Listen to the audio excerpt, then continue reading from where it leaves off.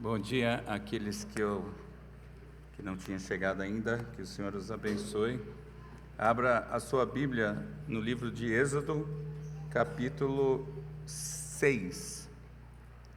Êxodo 6, versículos 4 a 12. Eu não sei se é impressão minha, mas não sei se eu estou me ouvindo, mas...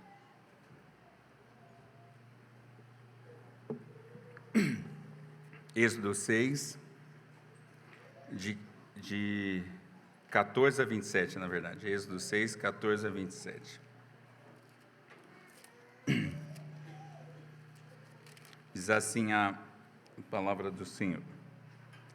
São estes os chefes das famílias, os filhos de Ruben, o primogênito de Israel, Enoque, Palú, Esrome e Carmi. São estas as famílias de Ruben. Os filhos de Simeão, Gemuel, Jamim, Oade, Jaquim, Zoar e Saul, filho de uma cananeia. São estas as famílias de Simeão. São estes os nomes dos filhos de Levi, segundo as suas gerações: Gerson, Coate e Merari. E os anos da vida de Levi foram 137.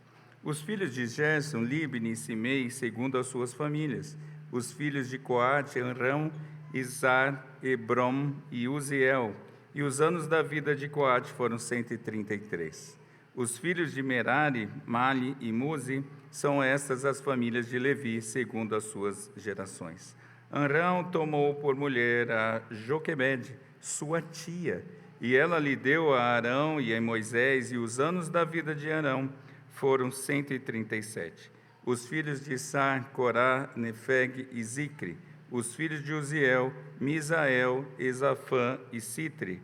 Arão tomou por mulher a Eliseba, filha de Aminadab, irmã de Naasson, e ela lhe deu à luz a Nadab, Abiú, Eleazar e Itamar. Os filhos de Corá, Assir, Eucana e Abiasaf. São estas as famílias dos coraitas. Eleazar, filho de Arão, tomou por mulher para si uma das filhas de Putiel, e ela lhe deu à luz a Finéias. São estes os chefes de suas casas, segundo as suas famílias. São estes Arão e Moisés, aos quais o Senhor disse: tirai os filhos de Israel da terra do Egito, segundo as suas hostes. São estes que falaram a Faraó, rei do Egito, a fim de tirarem do Egito os filhos de Israel. São estes Moisés e Arão. Vamos orar. Senhor Deus, obrigado pela tua palavra, toda ela, toda pontuação, todo nome, toda genealogia, toda a tua escritura é útil para nós, para a nossa edificação, para a salvação dos perdidos.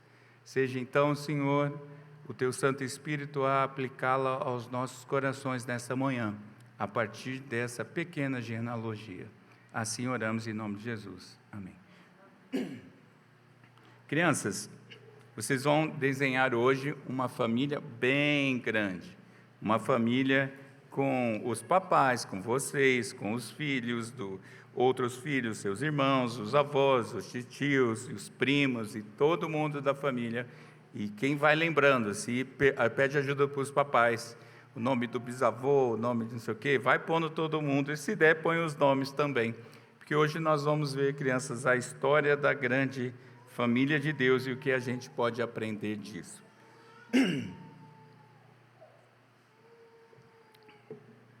Igreja, vocês conhecem, prestem bem atenção se vocês conhecem, o Dylan Blanco Del Valles?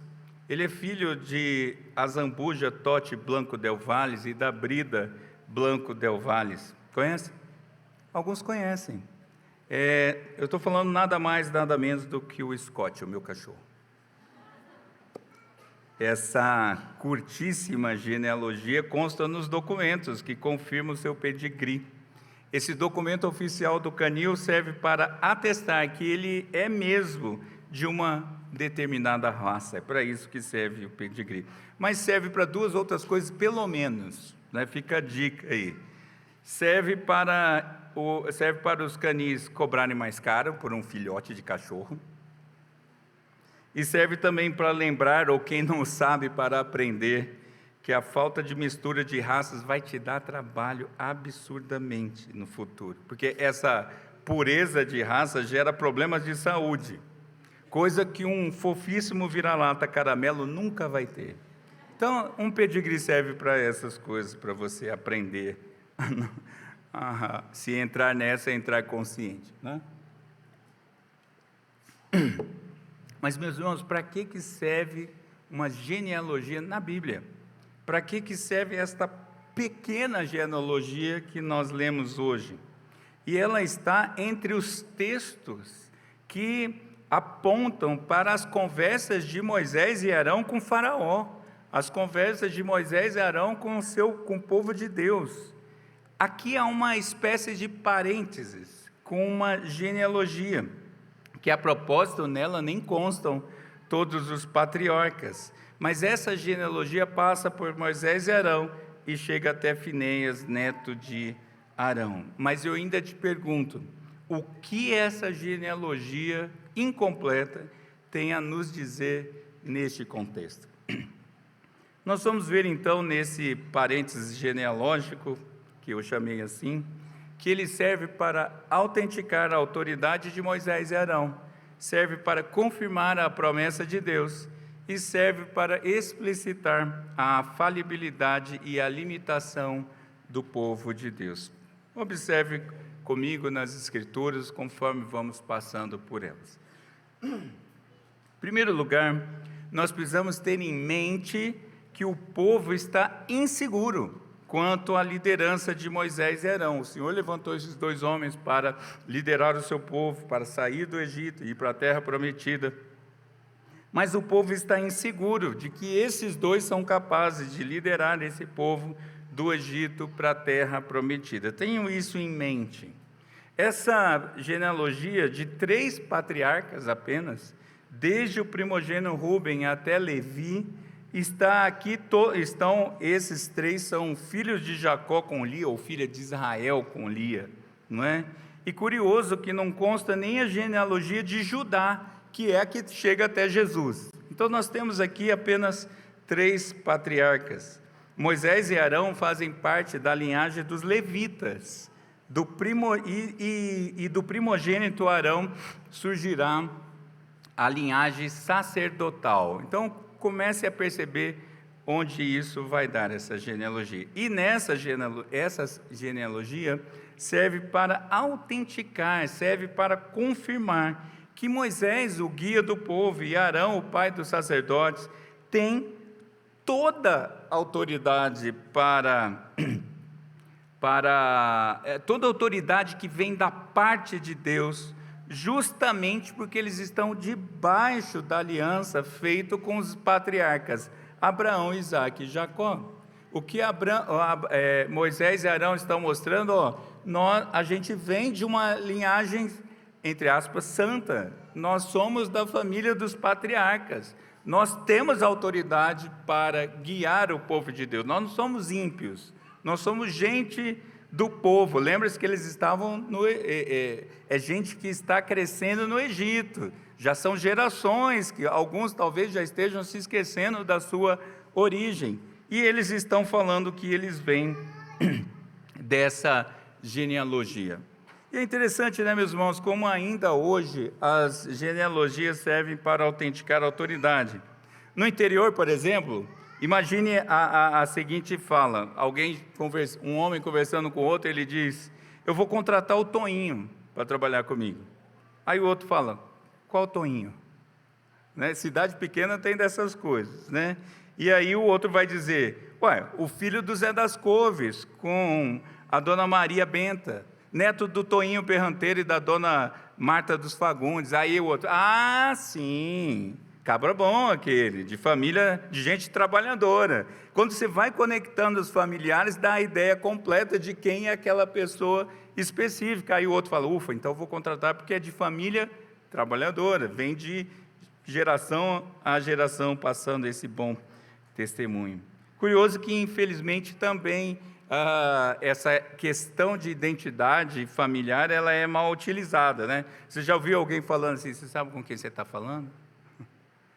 sabe de quem eu venho, de que família que eu sou, não é? E eu nem vou dar exemplos para isso, porque vocês já sabem.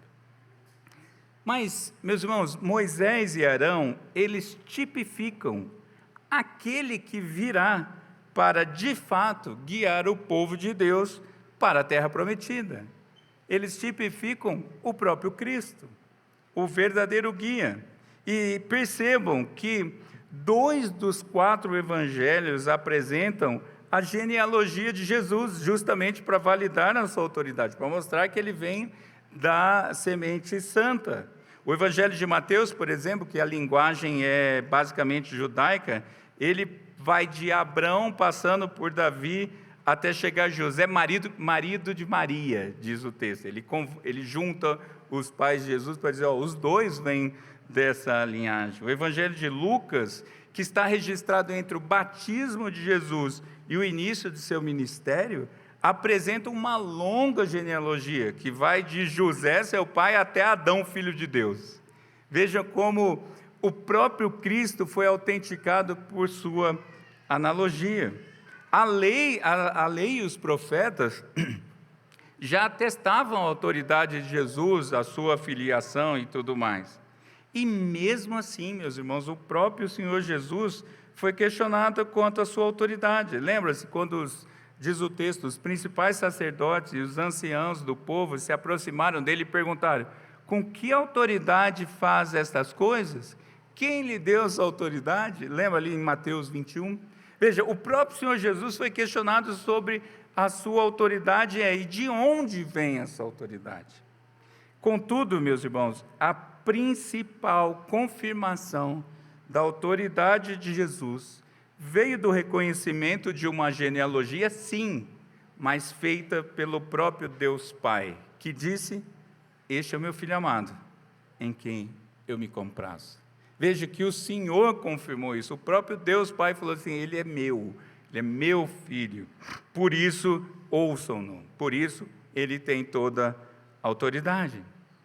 E não é assim quando nós mesmos anunciamos que Jesus é o único caminho, quando você fala Jesus é o único guia para a terra prometida, nós nos deparamos com a desconfiança de algumas pessoas, que falam, que autoridade você tem para me dizer o que eu preciso acreditar?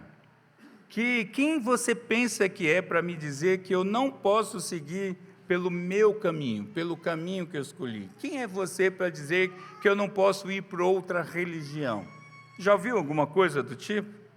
Nós da liderança, por exemplo, nós já nos deparamos ao longo da história, eu ao longo do ministério, com membros que desconsideram a nossa autoridade. Quem é você? O que você pensa que é para dizer? Embora na recepção dos membros a pessoa diga, você se sujeita a essas autoridades enquanto elas forem sim, até com lágrimas às vezes. Aí depois, quem você pensa que é, pastor? Que autoridade você tem? Então, isso acontece, meus irmãos. Agora, ainda assim, esse texto está nos lembrando que nós não devemos temer ao falarmos que Jesus é aquele que salva da escravidão do pecado, que Jesus é o guia do seu povo para a terra prometida. Não interessa o que outras pessoas vão achar, essa é a nossa fala, essa é a nossa convicção, nós não precisamos temer, porque de fato, 2 fatos aqui coexistem. Um é que a nossa autoridade é insuficiente mesmo. Teoricamente ou praticamente, nós em nós mesmos, por nós mesmos, não temos autoridade. A nossa autoridade sozinha é insignificante. De alguma forma as pessoas estão certas. Quem você pensa que é você para falar comigo? Esse é um fato. Mas o outro fato é que todo crente foi incluída na família da aliança, na família de Jesus. E por isso, todo crente tem a cidadania celestial. Todo crente passou a fazer parte dessa genealogia divina. E por isso, você está autenticado para servir ao Pai. Vocês têm toda a autoridade no nome de Jesus e no poder do Espírito Santo. Então, quando você ouvir esse assunto de autoridade, não se preocupe, porque você faz parte da família da aliança. E na autoridade do nome de Jesus, aquele que o Pai disse em quem me comprazo, aquele que tem toda a autoridade no céu e na terra, é nesse nome que você tem autoridade para anunciar a Cristo. Moisés e Arão temeram. Às vezes a gente pode temer também, mas nós temos o nome de Jesus a nos agarrarmos. Segundo lugar, mais de 400 anos se passaram e Deus seguia preservando e abençoando o seu povo, de geração em geração, conforme Ele havia prometido. Há uma promessa do Senhor. Vamos lembrar isso? Gênesis 12, de 1 a 4, diz assim: o Senhor disse a Abraão: saia da sua terra, da sua parentela e da casa de seu pai, e vá para a terra que lhe mostrarei. Farei de você uma grande nação, e o abençoarei, e engrandecerei o seu nome. Seja uma bênção. Abençoarei aqueles que o abençoarem, amaldiçoarei aquele que o amaldiçoar. Em você serão benditas todas as famílias da terra. Partiu, pois, Abraão, naquele momento, Abraão, como o Senhor lhe havia ordenado. A promessa da aliança vem seguindo de geração em geração. E o que Moisés e Arão estão demonstrando ou mostrando é que eles estavam sendo usados como instrumentos de Deus, porque eles estavam debaixo da promessa da aliança, porque eles são parte da família de Deus, eles agora estão debaixo da promessa da aliança. Por isso que o batismo é um sacramento, claro, os dois sacramentos são maravilhosos, mas quando a gente está vendo o sacramento do batismo, sobretudo o batismo das crianças, é disso que nós estamos falando. Nós estamos debaixo da promessa da aliança. Nós estamos debaixo do guarda-chuva da aliança. Toda a família de Deus está debaixo da promessa. Isso inclui as crianças. Percebe, meus irmãos? Nos últimos anos, vem aumentando o número de brasileiros que buscam tirar a cidadania de outra nação. Portuguesa. Aliás, o Manuel tem uma cidadania que eu não consigo nem lembrar qual é, mas é uma cidadania também. Depois pergunto para o Manuel. Ele é cidadão de um país do leste europeu, salvo engano, que eu não sei nem pronunciar o nome ali, ou não consigo lembrar o nome. Mas isso é assim, um processo que começa com o quê? Com levantamento de documentos, que comprova a genealogia, até chegar a um membro da família nativo daquele país em questão. Por exemplo, a minha família fez um esforço enorme para comprovar que meus avós eram italianos nativos.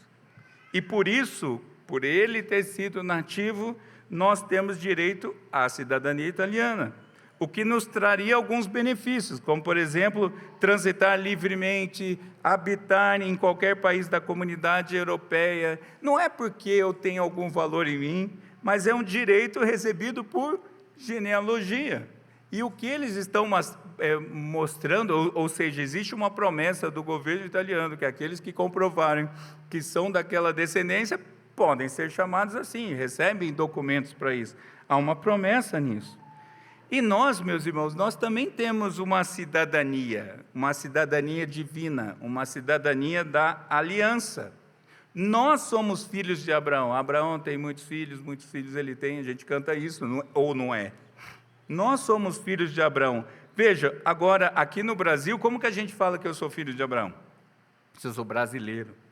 É porque não é pela genealogia biológica, mas pela espiritual. Nós temos essa promessa porque a gente foi incluída nessa família pela adoção em Cristo Jesus.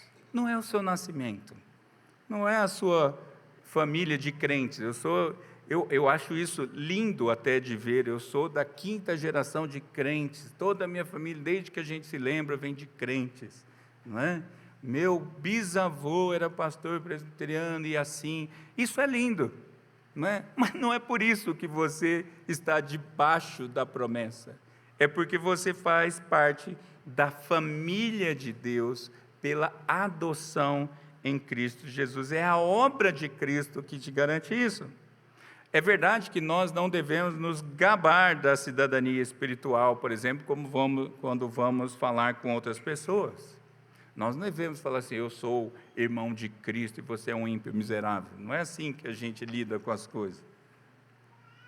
E também o apóstolo Paulo fala que a gente não deve se ocupar com genealogia sem fim. Ficar discutindo de onde a gente vem, de onde a gente não vem. Por exemplo, estourou um conflito lá entre Israel e o Hamas, antes de ontem para ontem, não é? E é obviamente que isso é triste, miseravelmente triste, mas é triste para os dois lados, meus irmãos, porque os crentes às vezes falam assim, a nação de Israel, eu faço parte dessa nação. Não, querido, não, você faz parte da nação do Israel celestial. Uma guerra é sempre triste, mas você não deve tomar partido porque é a sua nação, você deve tomar partido dos que estão padecendo ali, porque não é disso que nós estamos falando. Veja, nós participamos da promessa feita a Abraão, como eu acabei de dizer, e debaixo dessa promessa, nós, os irmãos alcançados, chamamos outros perdidos para saírem da terra da escravidão, para a liberdade em Cristo. Não é mais uma questão étnica. Agora a gente sai falando para as pessoas, olha, o Senhor é o caminho, Jesus é o caminho, o único caminho, a verdade e a vida, só por meio dele há a salvação, só por meio dele alcançamos o Pai. Então, e assim aqueles que estão com Cristo estão debaixo da promessa de Deus, ou das inúmeras promessas de Deus, sobretudo a promessa da aliança. É por isso que você pode falar, por conta da promessa que Cristo consegue, por seus méritos, aplicar às nossas vidas. E o Senhor Jesus, meus irmãos, foi para preparar morada para toda a sua família. Não é uma promessa essa? Que ele foi para preparar morada? Logo, se ele não voltou ainda para nos levar, é sinal que ainda há pessoas que são alvo da promessa de Deus. Aí fora, ou quem sabe nessa manhã, aqui dentro, há pessoas que são alvo da promessa de Deus, alvo de serem incluídos na aliança de Deus, mas ainda não sabem. E você é a boquinha santa que vai dizer isso. Você é que vai lá para essa pessoa e falar isso. Existe a promessa da aliança. Essa aliança foi feita por Deus e consumada em Cristo Jesus. Meus irmãos, nós fazemos parte do projeto de Deus, conforme Ele mesmo prometeu. Ele fez isso. Quer ver uma outra promessa fantástica para nós? Os da família da aliança ouvirão o Rei Jesus dizendo: venham, benditos do meu Pai, recebam como uma herança o reino que já foi preparado para vocês desde a criação do mundo. Isso é uma promessa, e as promessas nos animam, e as promessas nos encantam, e as promessas nos fortalecem, porque o que fez a promessa é fiel, Ele cumpre. A gente já tem a história mostrando que o nosso Senhor cumpre as promessas. Jesus é o fiel cumpridor da promessa da aliança. Ele morreu e ressuscitou. Ele garantiu, e o Espírito Santo vem e ainda sela a sua vida. Você é alvo da aliança, dessa promessa e de todas as outras promessas. Por isso você pode sair daqui animado. Por isso você não precisa se preocupar com as dificuldades desse mundo, porque Jesus também prometeu que Ele venceu, já está no passado, Ele venceu todos os problemas. Entende, meus irmãos, que isso é fantástico? E é por isso que você vai descansado nas promessas de Deus falar para outra pessoa: Jesus Cristo é o único caminho. Mas nós podemos aprender ainda, meus irmãos, sobre olhando para essa analogia, sobre a falibilidade e a limitação do povo de Deus. Nós sabemos que não há nenhum perfeito nessa genealogia que a gente leu. Aliás, nem mesmo na genealogia dos outros patriarcas, nem mesmo na genealogia que chega até o perfeito Jesus. Entendem isso? Que nós fazemos parte do povo de Deus, nós estamos debaixo da promessa do povo a promessa de Deus, mas nós não somos perfeitos. E o texto, curioso, porque é engraçado quando você vai lendo: fulano é filho de Beltrano, que casou com ciclana e teve tantos filhos, e os filhos chamam A, B, C. O que você vai percebendo disso? Só que tem alguns detalhezinhos nesse texto. Por exemplo, o texto fala da condição caída, que os primeiros ouvintes, lembra, quem escreveu esse texto? Moisés. Escreveu para quem? Para um povo que saiu do Egito e está se estabelecendo na terra prometida, um povo que já não conhecia muito bem, talvez, a sua história, e o próprio Deus, inspirando os autores bíblicos, estão mostrando: olha, existe um povo que eu venho cuidando, mas esse povo é um povo imperfeito. Eles sabiam disso. Por exemplo, nessa genealogia, o primeiro patriarca praticou incesto. Os 2 patriarcas seguintes foram considerados por Deus assassinos. Eles mataram os siquemitas. Lembra dessa história que a gente viu em Gênesis? Vamos combinar que talvez você não contasse isso para outras pessoas. Você, Ranose, é filho de quem? Eu sou filho de um assassino, minha mãe era uma prostituta, meu bisavô era escravo, ele pegava pessoas e transformava em escravos. Isso é o tipo de conversa que a gente não quer ter. Mas todo esse povo gente desse tipo está na genealogia de Jesus. E Moisés não está escondendo isso, meus irmãos. Veja, tem a presença de uma cananeia, povo amaldiçoado por Deus pela boca de Noé. Tem também a mãe de Moisés e Arão, também era sua tia-avó. Já pensou nisso? Você vai falar com a sua mãe, você pode chamar ela de mãe ou de tia. Isso é incesto, meus irmãos. E o incesto já era recusado naquela época, culturalmente falando. Depois, Deus vai deixar explicitamente proibido. Então, aliás, me lembrei agora de um sermão maravilhoso que o nosso irmão Marcel Cinto pegou uma vez e usou: essa família é muito unida. Não sei se você vai lembrar disso. Usando aquele seriado, né? Essa família é muito unida, mas também é complicada pra caramba. Essa família se você olhar para esses aspectos, você fala: ai, que familhinha que eu não queria fazer parte. Mas tem outros detalhes. Por exemplo, aqui são registradas 3 idades, todas elas com mais de 130 anos. E veja, mesmo que seja uma longa idade para a vida pós-diluviana, ela tem fim. Eles estão mostrando: todo mundo morre. A morte alcançou cada uma dessas pessoas citadas na genealogia. As pessoas morrem. E o que é a morte senão fruto do pecado original? Que Deus havia dito o quê? Certamente morrerás. É claro que é uma parte daquela maldição, porque a morte espiritual também é principalmente cedida. Mas você percebe, meus irmãos, que é um povo que a gente poderia dizer assim, socialmente falando, que não vale um piqui ruído, que talvez você não citasse alguns familiares desse tipo, e se você olhar para a sua família, talvez você fale assim: eu também não vejo. Pastor, você não conhece a minha família, é pior do que isso aí, tem alcoólatra, tem viciado, tem isso, tem aquilo. Mas Isso ficou registrado, meus irmãos, porque é justamente desse povo imperfeito que vem Moisés e Arão. O texto bíblico fala assim, no final do versículo 27, são estes, Moisés e Arão, os que eu vou usar.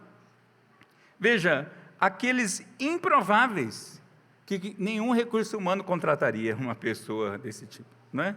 Mas Deus, desses improváveis, usará para tirar o seu povo do Egito, da terra da escravidão. O povo, meus irmãos, aquele povo que estava desconfiado, ele podia acreditar nesses dois, porque não é a condição pessoal dos líderes, daqueles dois, que garantiria o sucesso. Não é assim, tipo, olha, eu venho de uma família de sangue azul, por isso confie em mim. Não é por essa condição caída. O sucesso da missão está no próprio Deus, que vem garantindo a sua obra de geração em geração, sua bênção tem sido passada. E é maravilhoso quando você vai ler, por exemplo, o Salmo 77, Salmo de Asaf, que ele afirma sobre o Senhor o seguinte: conduziu o seu povo como um rebanho pela mão de Moisés e Arão. Lá na frente, o salmista vai mostrar, está vendo? Aconteceu. Foi Moisés e Arão, sim, esses dois que vêm dessa familhinha, que foram usados pelo Senhor para os seus propósitos. Brasília é uma cidade na qual facilmente se vê um carro de luxo, dos de luxo mesmo, né? Por exemplo, você vê assim num semáforo parado às vezes uma Ferrari, um Porsche, um Maserati, parado ali do lado de uma Pampa, ou de uma Kombi velha, ou de um Fusca que tem caçamba, que é uma invenção brasileira, né? Toda caindo aos pedaços. É fácil de ver isso aqui em Brasília. Agora, o que chama a atenção, meus irmãos, é que esses carros velhos, você já ouviu a expressão pois é? É aquele carro velho, talvez jovem você não ouviu, mas deixa eu traduzir para você, que é um exemplo de gente velha. Droga, todas as horas que eu lembro que eu estou ficando velho. Antigamente surgiu uma expressão que dizia, pois é, era acho que de uma propaganda, não me lembro, mas que significava algo ruim, né? Algo velho.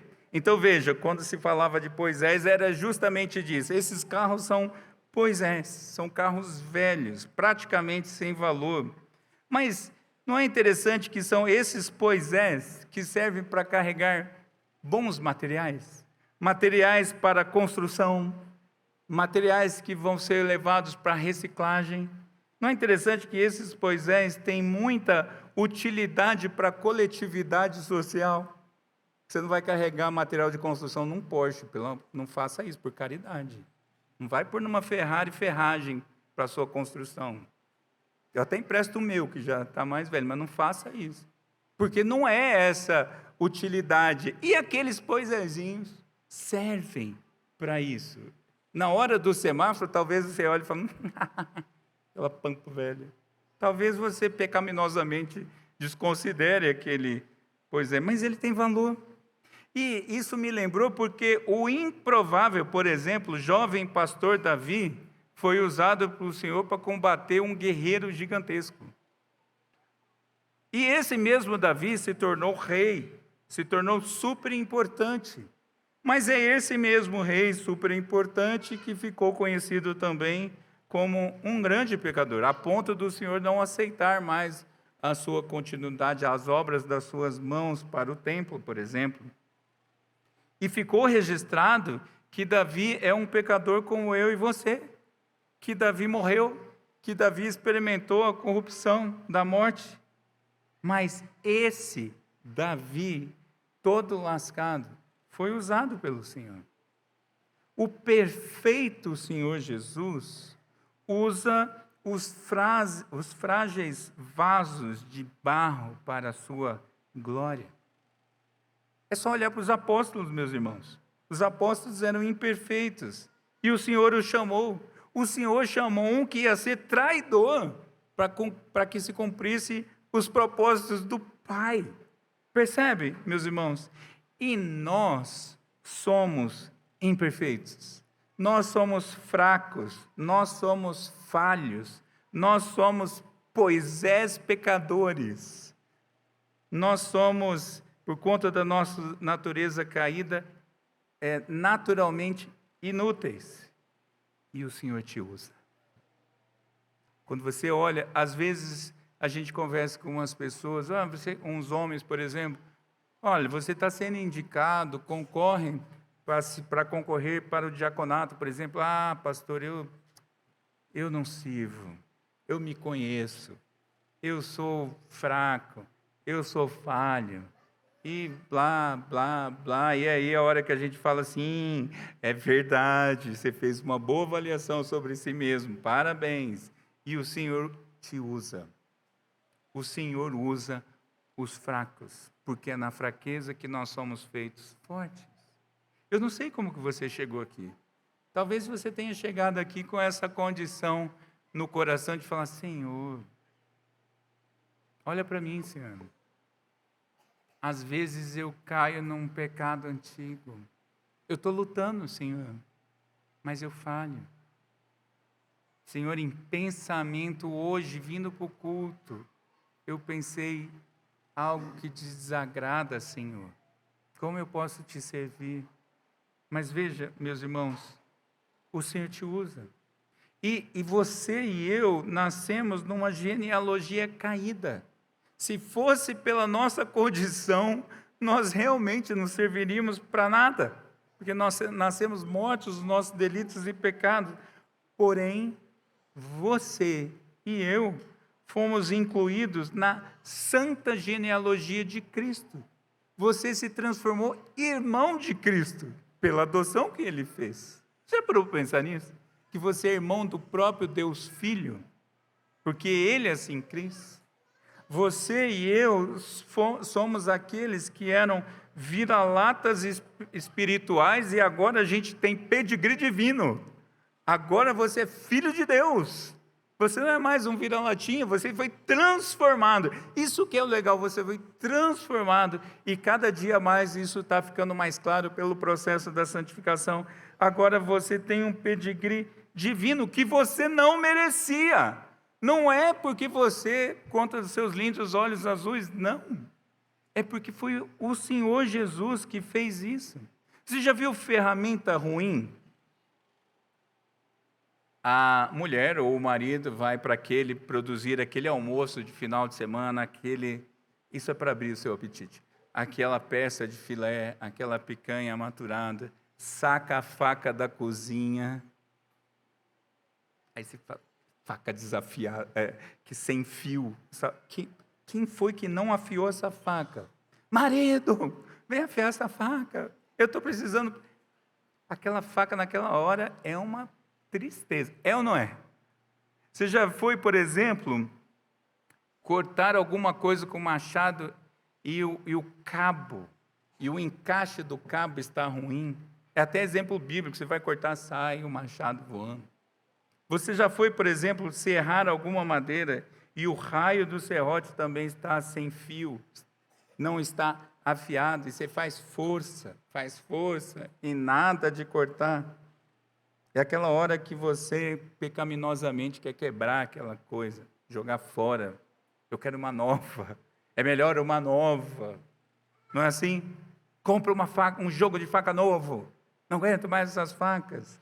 E realmente, essas ferramentas, esses utensílios, quando eles pedem o valor, é complicado. Mas veja, meus irmãos, eu e você somos ferramentas assim. A gente é serrote sem corte. A gente é faca que não corta. Lembrei de um exemplo, é só para os mais velhos, tá? Só para o deleite dos mais velhos. Você é uma faca guinzo que não corta. Né? Isso é só para os mais velhos mesmo. Você é um alicate que naquela partezinha de cortar o fio está com dente.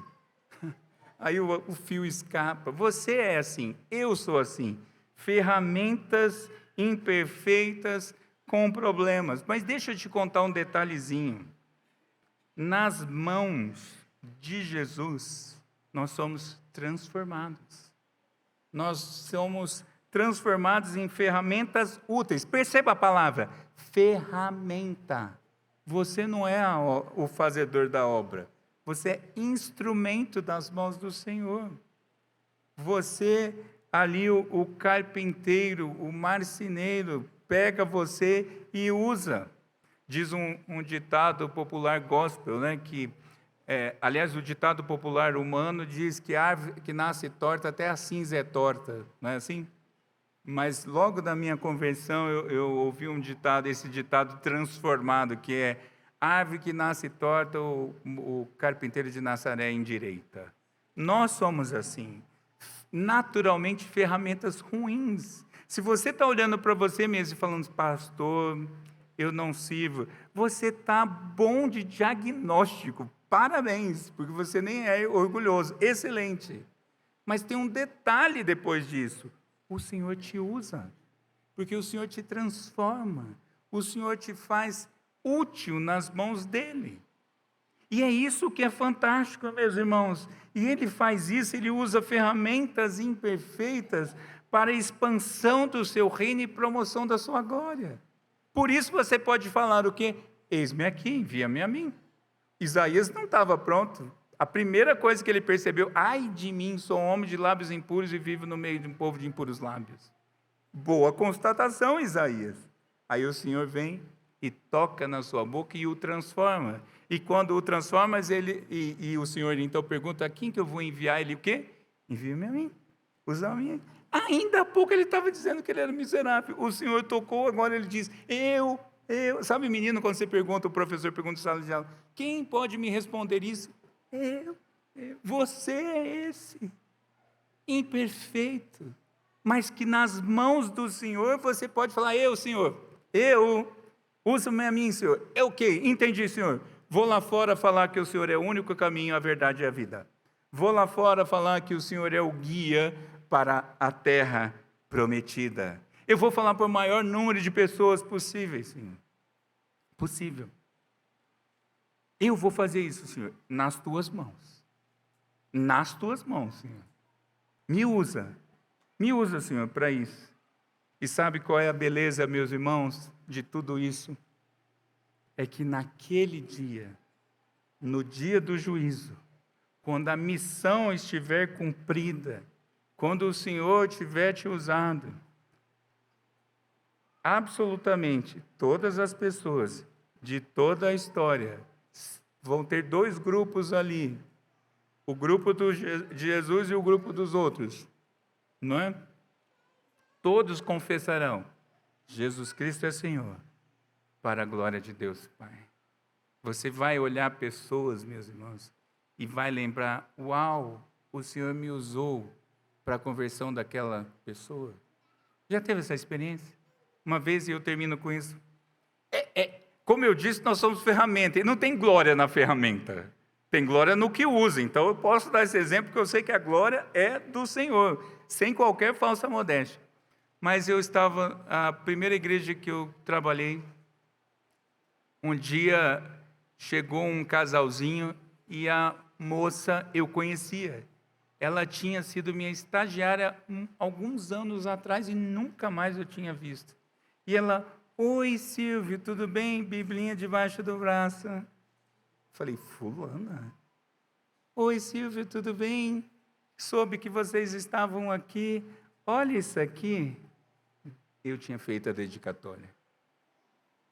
Louvado seja o Senhor. Entende? Que o Senhor te usa.